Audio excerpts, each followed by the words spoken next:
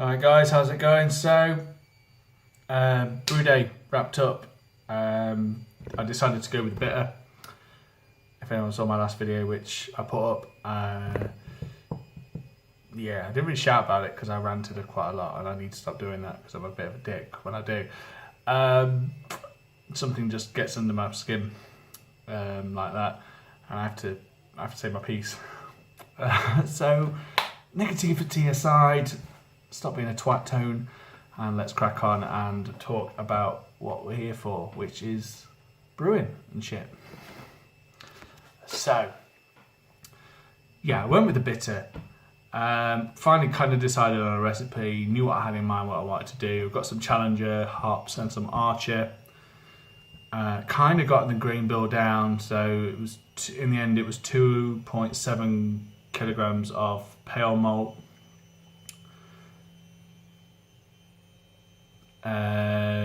You're gonna remember, aren't you?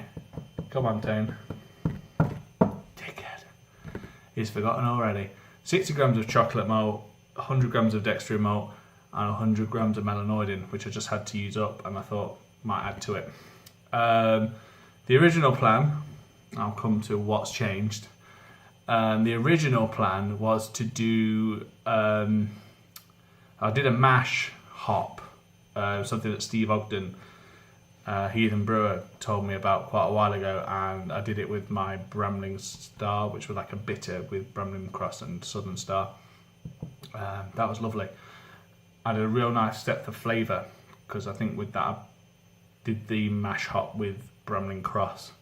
Just a lovely flavour, just sort of throughout, brilliant.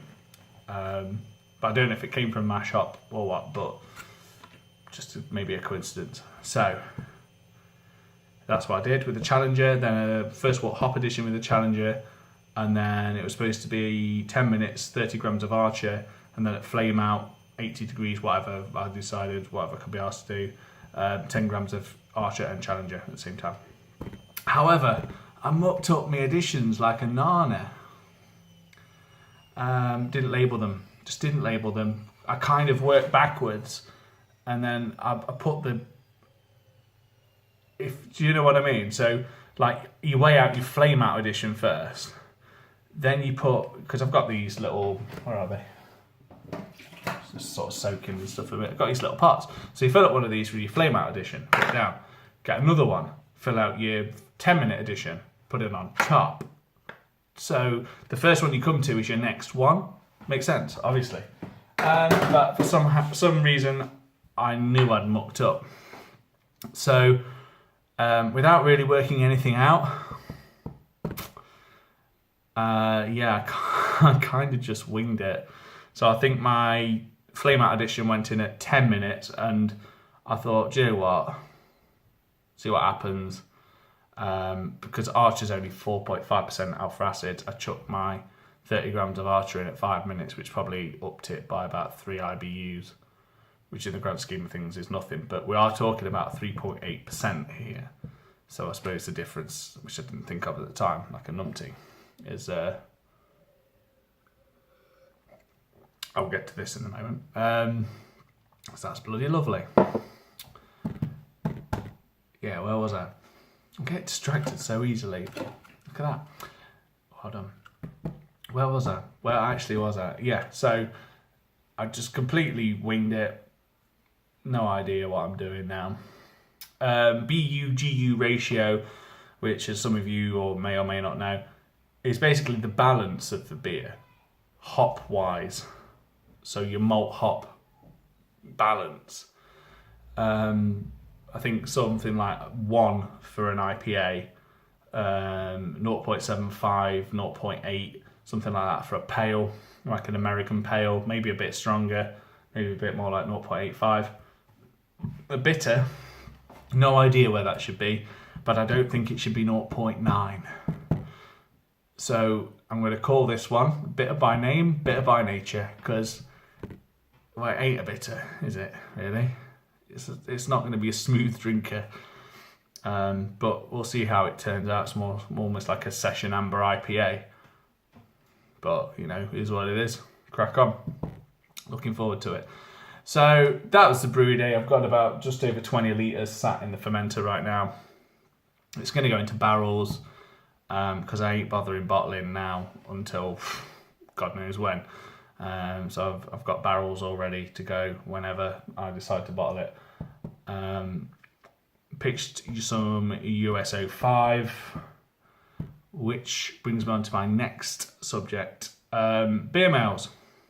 Now,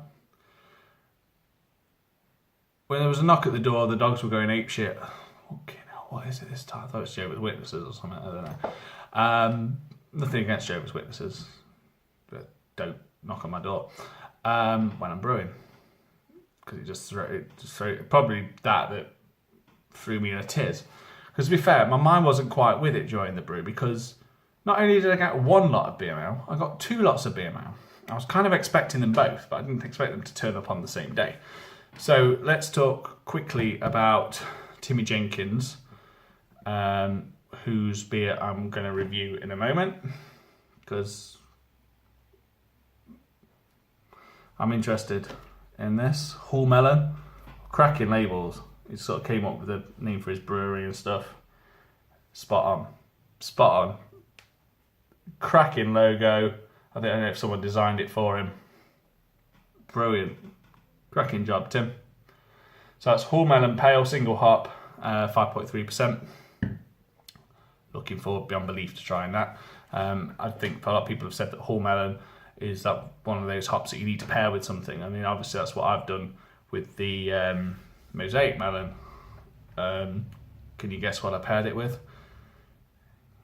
Don't all shout. So yeah, I mean, it's a cracking combination for me. I love that. On its own, I've never tried it, so I'm looking forward to that. He also sent me a black IPA.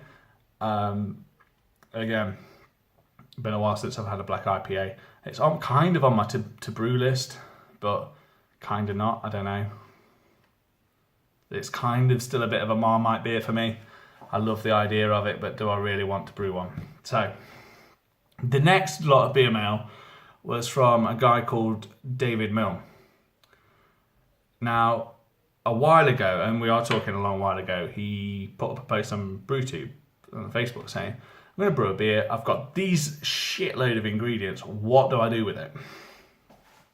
So a load of us chimed in. And I think me and... I can't remember if he said he wanted to brew a specific style. But I think me and Richard Williams, Dudes Brews, basically just commented and said, do this. And I think he liked both our ideas. And he said, I'm going to brew that beer. I'm going to brew your beers and then I'll post you some out. See what you think. I think that beer actually went a bit tits up, if I remember correctly, which was a bit of a shame. But he still said, look, I'm still going to get a beer out to you both. So that was a long while coming. But then he drops a bombshell that he's moving to Canada. And so he said there'll be a little extra in your boxes. Now, I haven't spoke to Richard yet, so I don't know what he's got.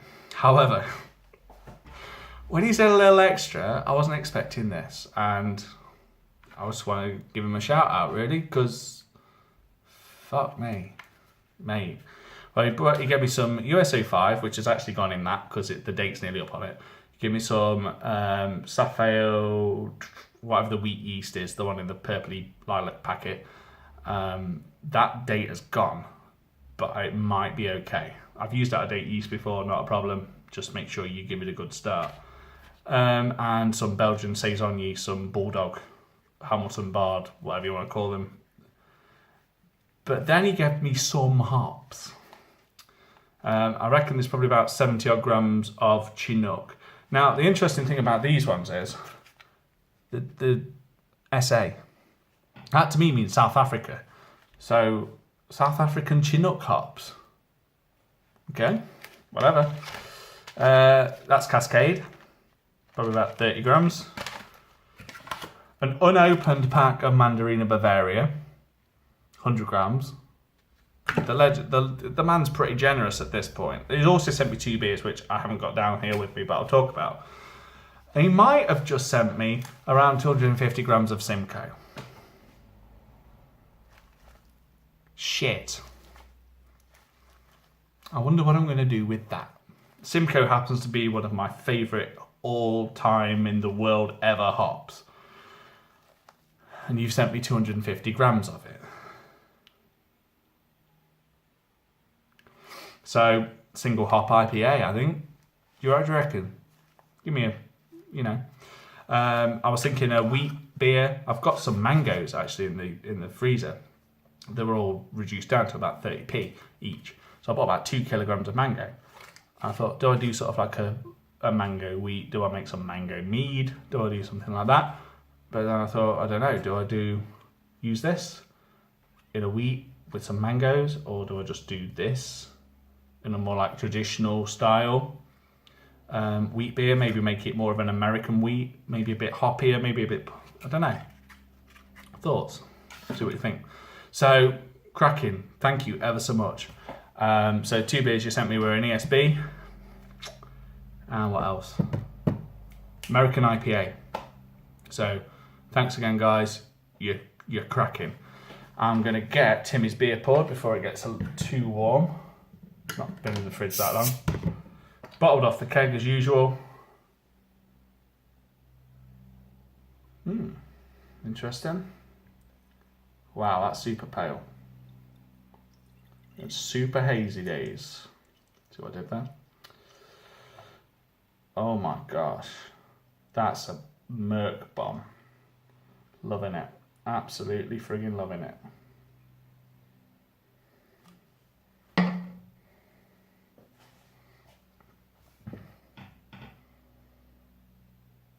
Oh yeah.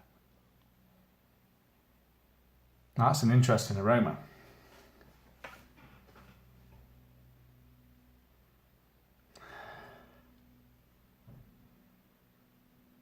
Lovely.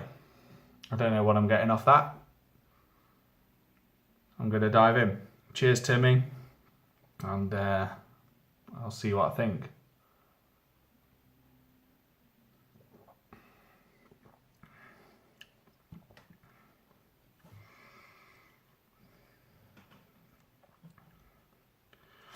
Definitely got a bite to it. I can see why people are probably not too keen on it on its own. It's quite good, but it's not the most, and this isn't in any way slagging off Timmy's beer at all, because it's really well brewed, really well balanced, really nice, lovely. But it's got that kind of harsh bitterness, and obviously that's the hop. That's fucking lovely, that. It's kind of sweet, kind of nice. It's kind of like a nice fruity flavour, and then the bitterness just sweeps in underneath, and it's cracking. 5.3%. Not bad for 2 o'clock on a Thursday afternoon when you're not at work.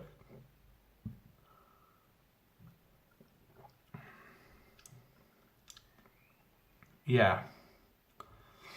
I mean, I think Hull Melon's actually an aroma hop, isn't it? So bittering wise, you're probably, yeah, that's quite abrasive.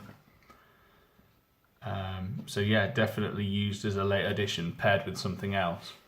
I don't think you want too much coming from this. But I don't know, he might not have done a bitter in addition, I don't know. Knowing Timmy and the amount of hops he's got, he's probably just whacked a load in at flame out, I don't know. But it does taste like it's got that 60-minute addition sort of thing going on.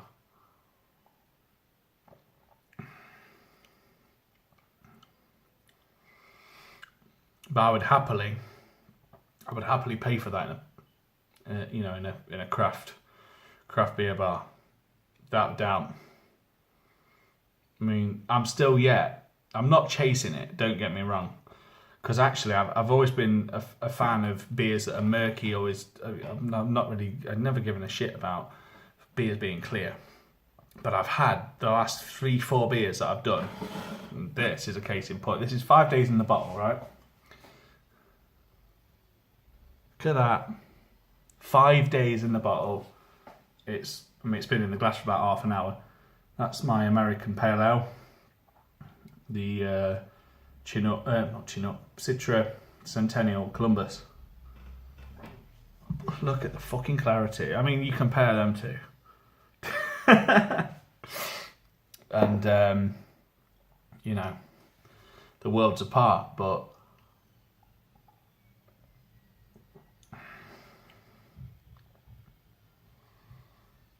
yeah, I still haven't nailed this. I don't know whether it's the amount of hops I'm using, whether I'm just not judging the first hop drop, you know, the one that you do so far into fermentation, whether I've just not got that right yet. God knows. And to be fair, it doesn't really matter, but I will keep trying. So Timmi, that's bloody lovely, that. I'm gonna pop a picture on the old Facebook for you, let you know what I think. Lovely. And I think I'll be winging one of these over to you. I'm hoping you like it, because